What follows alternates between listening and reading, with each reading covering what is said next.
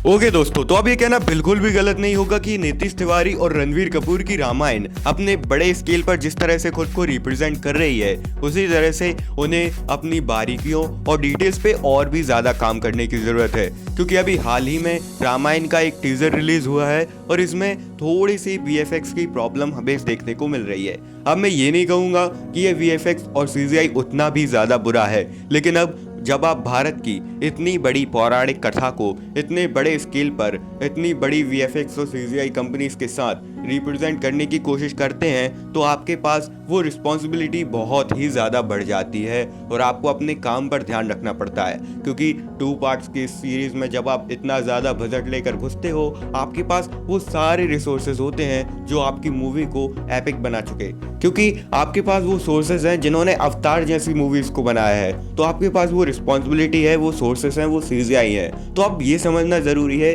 कि आखिर प्रॉब्लम आ कहाँ रही है। लेकिन मैं फिर भी यही कहूँगा, इट्स टू अर्ली टू जज। हम बहुत जल्दी बहुत कुछ प्रेडिक्ट कर रहे हैं, अभी भी मूवी को आने में टाइम है। मैं समझता हूँ कि आपका रिप्रेजेंटेशन का तरीका इससे और भी ज़्यादा बेहतर हो सकता है, आदिपुरुष से तो कई गुना बेहतर है। क्योंकि आपकी स्टोरी टेलिंग, आपकी कास्ट, आपका स्क्रीन प्ले, वो सारी चीज़ें उन सबसे पहले मैटर करती हैं। इसके बाद आपका VFX कितना अच्छा है, CGI कितना बुरा है, इसके लिए बहुत सारी चीज़ें हैं। चाहे आप वो डेमन्स वाले सीन की बात कर ले जहाँ पर वो हमें असुर लड़ाई करते हुए दिखाई देते हैं, और ऐसे बहुत सारे सीन हैं। चाहे वो उनका तालाब के पास खड़े होने वाला सीन जहाँ पर प्रभु श्री राम खड़े होते हैं, और ऐसी बहुत सारी चीज़ें जहाँ पर हमें वो थोड़ी थोड़ी हल्की हल्की डिटेल्स को समझने की ज़रूरत है।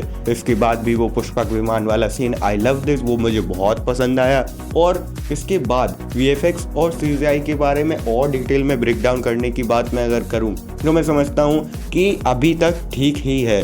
मैं ये नहीं कह रहा हूं कि ये बहुत बुरा है, लेकिन एज़ कम्पेयर टू आदिपुरुष और इंडिया में अभी तक जितना भी हमने देखा है, उससे ये बेहतर करेंगे। मेरी बहुत सारी उम्मीदें हैं, और जब तक के लिए और भी बहुत सारी चीज़ें हैं जो आनी बाकी है, तो हम इतना इंतज़ार तो कर ही सकते हैं। आपको ये टीज़र और ग्लिम्स कैसे लगे, अपनी राय कमेंट्स में ज़रूर दें, ताकि मुझे प्रोत्साहन मिल सके। और मिलते हैं किसी और वीडियो के ब्रेकडाउन में, तब तक के लिए देखते रहिए। Thank you so much.